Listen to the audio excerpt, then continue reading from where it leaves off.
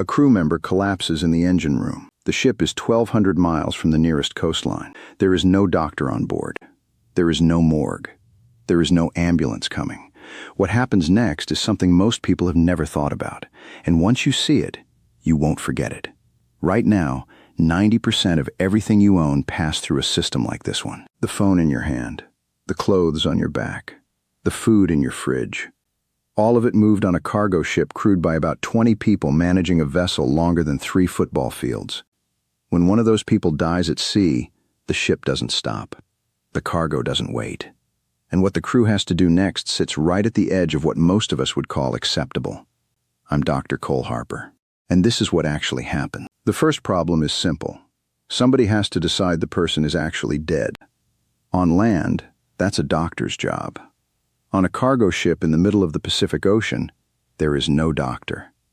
There hasn't been one on most cargo ships for decades. The crew member with the most medical training probably did a 5-day first aid course years ago.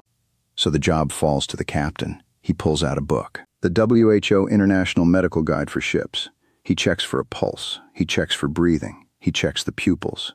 If there's a satellite connection, he might reach a doctor on shore. But the connection is slow. The signal drops. And at the end of it, the call still belongs to him. A man trained to navigate and manage cargo is now declaring a human being dead in the middle of the ocean. The moment he does, everything changes. The logbook gets opened. Every detail goes in with a timestamp. The dead crew member's cabin gets locked. 2 officers have to watch while every single item inside gets written down. If the death looks like an accident, photographs get taken. The scene stays exactly as it is. Witness statements get collected from the people who still have to live and work together for however many weeks are left in the voyage. Then comes the question nobody in that logbook can answer cleanly. Who is actually in charge here? Take a normal scenario. A Filipino crew member dies on a ship registered in Panama, owned by Greeks, managed by Germans, carrying cargo from Malaysia to the United States. He dies 400 miles off the coast of Sri Lanka in international waters. 6 countries could claim some authority over what happens next. Panama because the ship flies its flag. The Philippines because that's where the dead man is from. Sri Lanka because the ship is near its coast. The United States because that's where the cargo is going. Germany because the company managing the ship is based there. And whatever country the ship docks in next. None of them are fully in charge. All of them have a say. The captain closes the logbook. The ship keeps moving. And the body is still in the engine room. The body cannot stay where it is. In tropical heat, a human body begins to change within hours. The process produces gases, fluids, odors that travel through the ventilation system shared by every living person on the ship. This is not a small problem on a vessel where 20 people breathe the same recycled air. The ship has no morgue. It was never designed to have one. Every inch of space was calculated for cargo, not for this. So the crew opens the food locker, the vegetable store. The one running at about 4 degrees Celsius. The one that feeds everyone on board for weeks at a time. It gets emptied out, disinfected. And then it becomes the only thing available. A temporary morgue built for potatoes and lettuce, now holding a person. Here is something most people don't know. You cannot freeze the body. It seems like the obvious thing to do. But freezing causes ice crystals to form inside the cells. It damages the tissue. It turns the skin black. It makes the face unrecognizable to the family waiting at home. And it destroys the evidence that investigators will need later to figure out exactly how this person died. So the temperature has to stay just above freezing, cold enough to slow everything down, not cold enough to cause more damage than death already has. Before the body goes into the locker, the crew prepares it. These are not trained medical workers. These are sailors, engine crew, navigators, people who signed up to move cargo across an ocean. They wash the body. They comb the hair. They seal the openings to stop fluid from leaking. They straighten the arms and legs. They tie the ankles together so that when rigor mortis sets in, the body can still fit in a standard coffin later. Then they zip it into a body bag and carry it to the locker. The same locker they will open again tomorrow when someone needs to start cooking. In 2016, on a ship called the Canaris, 260 miles off Papua New Guinea, a crew member died in an accident. The surviving crew cleaned the body themselves and stored it in the ship's main food freezer. It was the only option they had. The ship kept moving. Meals kept getting cooked. And the compressor kept running, a sound every single person on board could hear. 6 countries have a claim. None of them have an answer. This is the part of the system that sounds like it should have been fixed a long time ago. It hasn't been. When a ship sails in international waters, no single country owns that space. The ocean between nations belongs to no one. So the rules that govern what happens on that ship depend entirely on who you ask and what angle they're looking from. The flag state comes first. Panama, in most cases. More cargo ships fly the Panamanian flag than any other in the world. Not because Panama has the best maritime laws, because it has some of the loosest.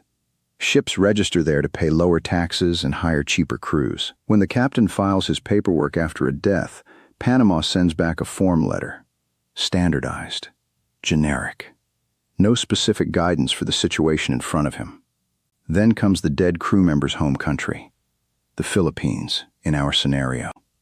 They control how the death certificate gets formatted. They decide the rules around bringing the body home. Their embassy needs to be contacted. Their consulate needs to approve the paperwork. This process can take days, sometimes weeks. Then comes the port the ship is heading to. That country has its own rules about receiving a body. Some require a full autopsy before the remains can enter. Some require a consular stamp from the dead man's home country first. Some require both. Then comes the insurance company. The Protection and Indemnity Club, the P&I Club. These are the organizations that actually hold the power in this situation.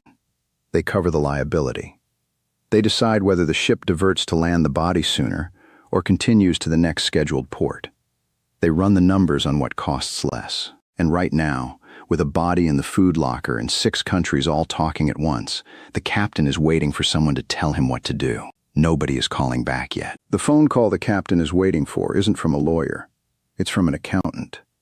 Because before anyone decides what happens to the body, someone decides what it costs. A large cargo ship burns through money every single hour it is moving.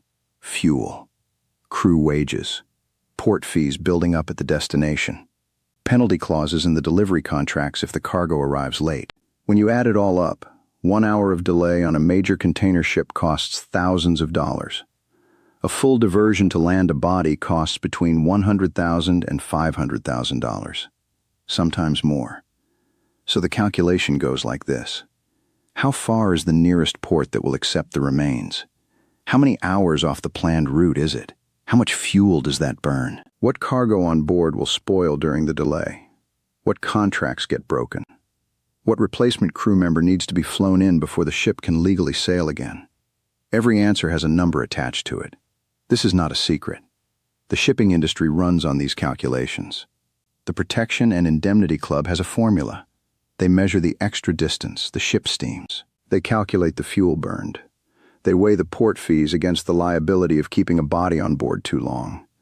And at the end of that formula, there is a decision. Most of the time, the ship does not divert.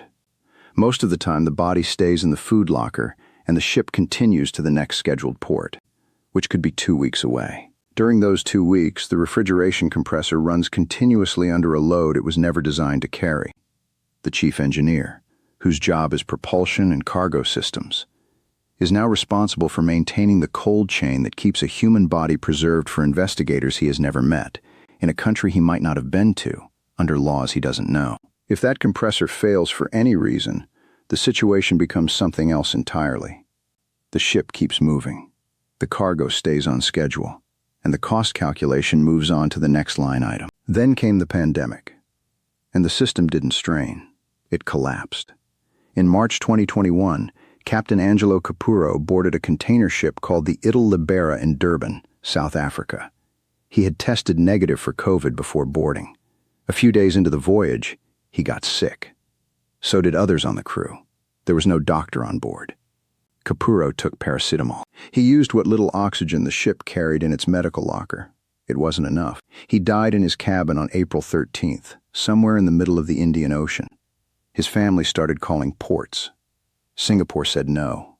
Malaysia said no. Indonesia said no. Thailand, Vietnam, South Korea, the Philippines, South Africa. Every single one refused. The reason was always the same: COVID protocols. No exceptions. So the crew wrapped him, put him in cold storage, and kept sailing. The ship anchored off Jakarta for a 14-day quarantine. Still no permission. Embassies got involved. The Italian government made calls. Insurance companies pushed. Nothing moved. Eventually, the shipping company gave up on Asia entirely. They declared force majeure. They canceled the commercial voyage. They turned a fully loaded container ship around and sent it thousands of miles back the way it came. Captain Capurro arrived home in Taranto, Italy, in mid-June, more than 2 months after he died. The same thing happened on a ship called the Vantage Wave. Its captain, a Romanian man named Sandu Dan, died of a suspected heart attack in April 2021. They tried Singapore, Malaysia, South Korea, Taiwan, Vietnam, the Philippines, Japan. Every port turned them away. The ship eventually anchored outside Guangzhou, China. Chinese authorities refused to let the body ashore. They told the crew to cremate him on board or bury him at sea. The family said no, so the ship sat there. 3 months. The captain stayed in cold storage. Port agents refused to resupply the vessel. The crew ran out of fresh food and water while anchored within sight of one of the busiest ports in the world. Nobody came. The pandemic didn't create these problems. It just made them impossible to look away from. When the body goes into the locker, the crew doesn't go anywhere. They stay. Because there is nowhere to go. The watch rotations continue. 4 hours on, 8 hours off, around the clock. The engine room is still 45 degrees Celsius. The containers still need securing when the weather turns bad. The ship still has to navigate through crowded shipping lanes without making a single mistake. Now add grief on top of exhaustion. Some of these crew members watched the person die. Some of them washed the body. Some of them carried it to the locker. And now they eat their meals 3 feet from where it sits. They hear the compressor running every time they walk past. A mechanical sound that reminds everyone of exactly what is in there. There is no counselor on board. No therapist. No quiet room to process what just happened.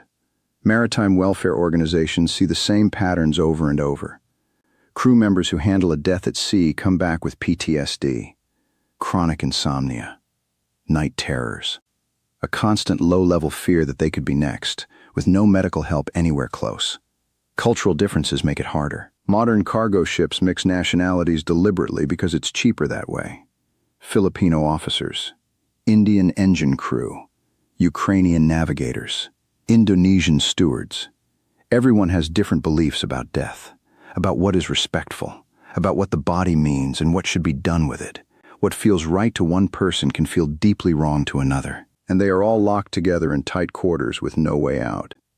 If you admit you are struggling psychologically in this industry, it follows you. Getting hired for the next contract depends on being seen as reliable. Satellite internet costs money, and the company can monitor it. A confidential therapy session doesn't really exist when your employer controls the only communication line you have. The work doesn't stop. The ship doesn't pause.